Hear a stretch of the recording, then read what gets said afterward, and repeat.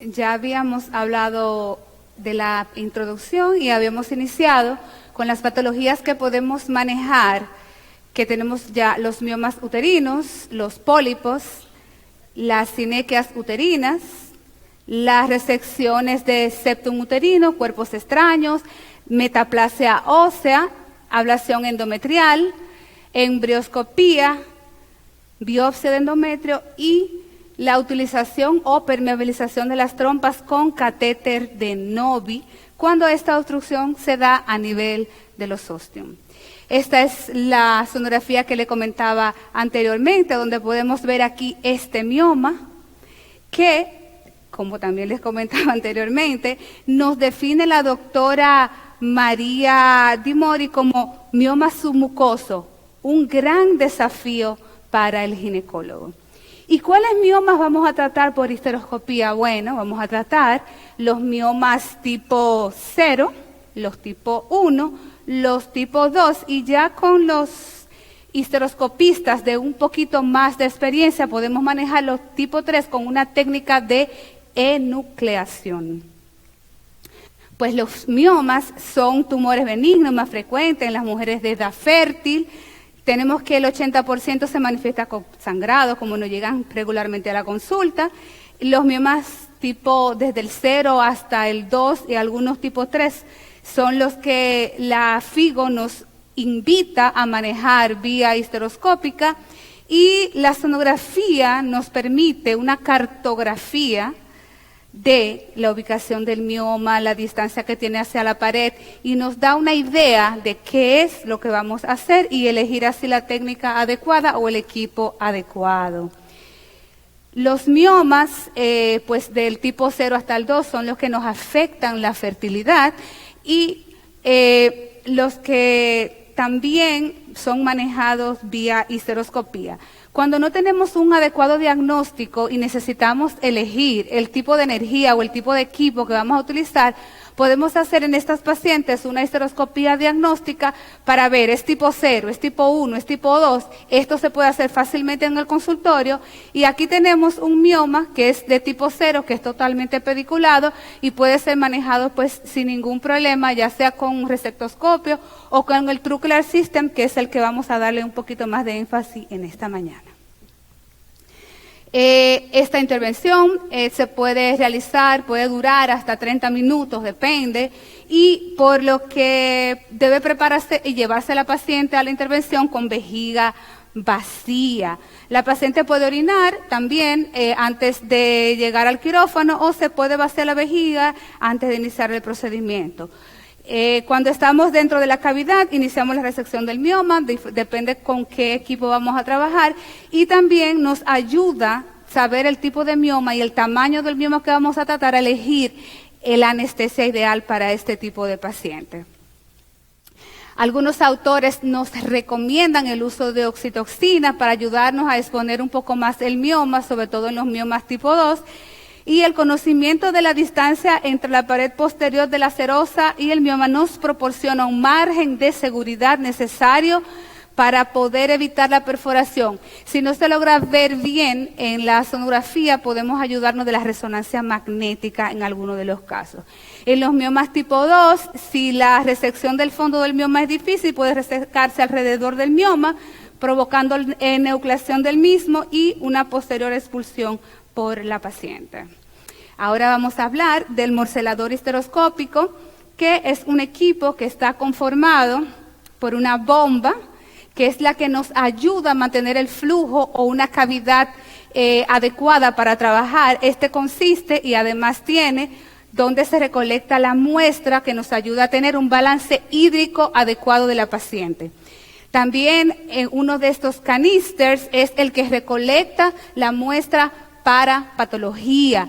También contamos además con equipos de diferentes calibres dependiendo de qué se vaya a tratar, un pólipo de gran tamaño o un mioma, pudiendo esto ir desde un histeroscopio de 5 milímetros hasta uno de 8 milímetros. Nosotros preparamos las pacientes regularmente con dosis de misoprostol, ya sea transrectal o transvaginal, unas 2 horas antes del procedimiento, sobre todo cuando vamos a trabajar miomas de gran tamaño, donde necesitamos, aparte de la exposición del mismo, una contractilidad uterina que nos ayuda a evitar sangrado y nos permite también la adecuada accesibilidad hacia la cavidad endometrial. Este es el sistema donde tenemos los diferentes tipos de dispositivos, dependiendo de lo que queramos trabajar, sea pólipos o sea fibromas, tenemos este tipo de dispositivos donde los incisor devices son para pólipos y ya los ultra para miomas de gran tamaño o tejido un poquito más denso. Este sistema también nos permite trabajar o resecar tejidos retenidos de la gestación y enfermedad trofoblástica. Aquí podemos ver la excisión de un gran mioma. Este mioma es el mioma de la sonografía que le mostré al principio. Este mioma, por su gran tamaño, tuvo que ser resecado en 2 tiempos, pero podemos ver aquí cómo se expone como el dispositivo hacia la cara del mioma y es como un shaver, incluso es muy parecido al sistema que usan los urólogos para hacer la resección prostática. Luego de unos 10 a 15 minutos logramos resecar el mioma prácticamente en su totalidad. Este es un caso de una paciente de 27 años, sin hijo, de una colega que me parece que está por aquí. En el momento que ve el video va a saber que es de su paciente. Tengo problemas con la conexión de la batería acá, por favor. Parece que no tengo electricidad antes de que se vaya a apagar. Esta tenía deseos genésicos y con historia de sangrado uterino normal y en la histerosonografía nos reportaba pólipos endometriales, pero a la hora que entramos a la cavidad, lo que nos encontramos fueron estos pequeños miomas que quedaron resueltos en menos de 5 minutos con el TrueClear System. Aquí podemos ver el equipo en acción, cómo va haciendo la resección del tejido.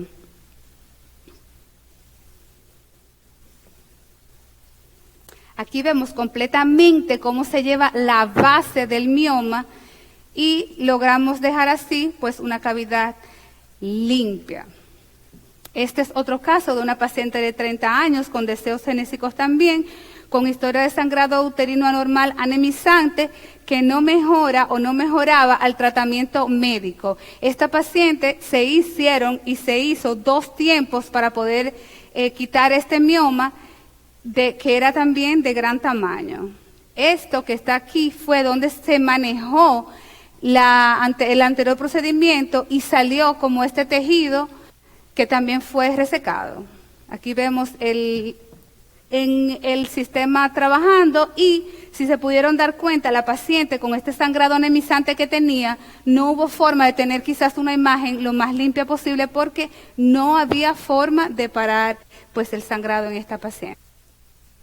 No existe un límite real de tamaño para proponer una resección del fibroma y esto suele depender pues de la experiencia del cirujano, más sin embargo se nos dice o se nos documenta que no deben ser miomas de más de 50 milímetros o 5 centímetros de diámetro los que deben ser manejados por este tipo de técnica. Esto es un estudio que se realizó pues en Barcelona, podemos ver acá, con el TrueClear System, donde se manejaron unas 411 pacientes, donde 200 y tantas de ellas se les realizaron polipectomía con el TrueClear System y 76 la miomectomía, con una tasa de éxito del 99.2%, sin recidiva, sin sangrado y sin tasas de complicaciones. Ya el doctor Grullón nos deleitó bastante con lo que es el manejo de los pólipos endometriales, que lo podemos tener de todos los tamaños, diversidades y cantidades en la cavidad uterina, y que es bueno saber que podemos realizar este tipo de procedimientos en el consultorio. Todo depende del adecuado diagnóstico, porque, por ejemplo, las últimas pacientes que él mencionó, que eran unos pólipos grandes, que muchas veces usted no sabe, que se va a enfrentar, pues es bueno hacerlo en quirófano. Aquí estamos tratando de exponer las diferentes técnicas con las cuales pueden ser resecados los pólipos, y tenemos que en este caso se va a hacer con el resectoscopio. Acá lo podemos ver con la tijera fría y aquí lo estaríamos haciendo con el Troughear System. La ventaja del Troughear System con el resectoscopio y quizás la tijera fría para quitar y remover ciertos tipos de pólipos y miomas es que el Troughear System tiene la capacidad de succionar estos chips que nos quedan cuando vamos resecando los tejidos. Entonces tenemos una cavidad limpia para trabajar. Pasando a otra de las patologías que podemos manejar vía histeroscópica, están las sinequias uterinas, que también las podemos tener de todos los colores y todos los sabores, como yo les digo, y estas deben ser manejadas principalmente con o tijera fría o con el Troughear System, que maneja energía mecánica, no energía eléctrica, por lo cual produce menos daño en la cavidad endometrial, en el tejido endometrial, para estas pacientes que desean futuros embarazos. Entonces, a una paciente que usted le va a hacer una sinequia, usted no puede manejarla con energía porque va a irrumpir ese endometrio y le va a producir pues futuramente más sinequias. Esto es un caso muy particular de una colega pediatra, me imagino que la doctora Mencía debe andar por ahí, era una paciente de la doctora Mencía, donde tenía miomas, un tabique y también tenía sinequias por historia de resección de ese tabique en su cesárea anterior. Esta paciente, pues logramos resecarle totalmente el mioma y la mayor parte de las sinequias y el tabique, pues nuevamente. Era una combinación de todo que tenía en la cavidad ella. Otra patología u otra entidad que podemos manejar vía histeroscópica es la septoplastía, que puede ser realizada pues con energía, con un resectoscopio bipolar preferiblemente, y también pues con tijera fría. Es preferible en las pacientes que están buscando gestación, insisto, utilizar tijera fría para evitar la laceración o la injuria hacia el endometrio. Otras de las entidades que podemos manejar es la retención de los productos de la gestación o trofoblásticos, donde este tipo de pacientes tienen algún historial de un aborto previo, un sangrado, incluso pacientes que han tenido cesárea o partos previos, donde nos queda tejido de la gestación dentro de la cavidad uterina, los cuales podemos remover vía histeroscópica.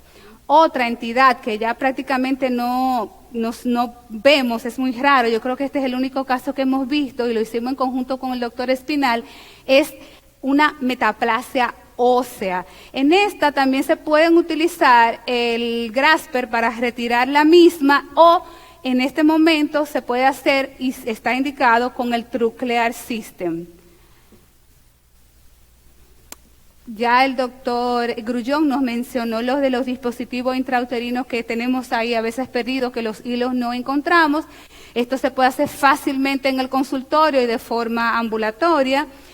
Y algo importante que mencionaba el doctor Vargas hace un momento es la biopsia dirigida de endometrio en estas pacientes sospechamos ante un sangrado posmenopáusico de un cáncer de endometrio.